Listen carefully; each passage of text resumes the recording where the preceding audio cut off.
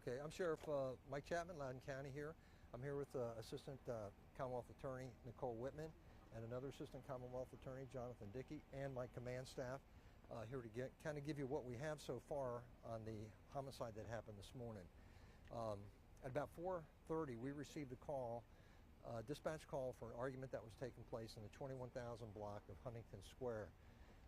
As we were arriving to the disturbance call, shots had been fired, and we found when we arrived that there were 2 victims of gunshot wounds. So what had happened was the people that were disorderly or making a commotion on Huntington Square had walked around to the back parking lot of this building here. At that point, shots were fired. We have 2 deceased, a young Hispanic female and a young Hispanic male, early 20s.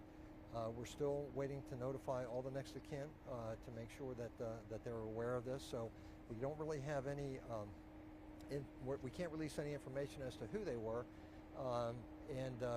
We do have, we are looking for suspects, and right now it appears to be a targeted incident, but we don't have an identity on the individual that committed the homicide. So what we're doing is right now is we're asking for the public's help. If you were a witness to this, have any idea who this might have been, the call, I said it came out at 4:30. We arrived by 4:33, and then the time that transpired between then is when the gunshots took place, and we had 2 victims deceased when we arrived. They were transported to the hospital where we were declared deceased, but actually 2 homicide victims at this point. Do you have any sense, Sheriff, can you describe how large a group was, where there was the commotion? Was it one person yelling, or was it a group? So, I mean, it's still under investigation. We're still looking at all the circumstances. Apparently there was some disturbance that was going on in the parking lot. I can't tell you whether it was 1 person or more than that. It appears that there were several individuals that were on the other side of this fence here, near the community, and ultimately that's where the victims had walked to, and then consequently were shot and killed. So just to be clear, Sheriff, so I see there's evidence markers down there, which is on this side of the fence, but the community seems to be on the other side of the fence. Can you help clarify? That's right. Where the victims so you've got the apartment complex on the other side of the fence here. You've got an area beyond the fence that you can walk around from the parking lot, and that's apparently where they had walked around to get to where they were here in the back parking lot here, and that's where the incident took place. So the incident took place there, but then the 2 victims walked back? So yeah, so there was a disturbance that was taking place, at the residential area. The female and male walked around from there to this particular area, and that's where they encountered other individuals, and that's where the shooting took place. And then, just for clarity, is it they died on scene and were transported to the hospital, or transported? They were transported to the hospital. They were actually declared at the hospital. So no, they did not die on the scene. They were transported to the hospital where they were pronounced. And sorry, just to put one finer point on it. So the argument happened in the community. They came around the fence into this parking lot, and that's where the shooting took place. That's right. That's correct. Yes.